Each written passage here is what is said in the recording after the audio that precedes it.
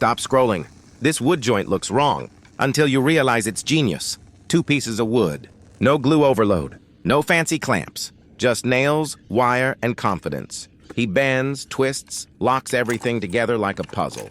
At first you think, this will never hold. Then it hits you. This joint is stronger than it looks. Cheap materials. Smart technique. 0 wasted effort. This isn't a hack from the internet.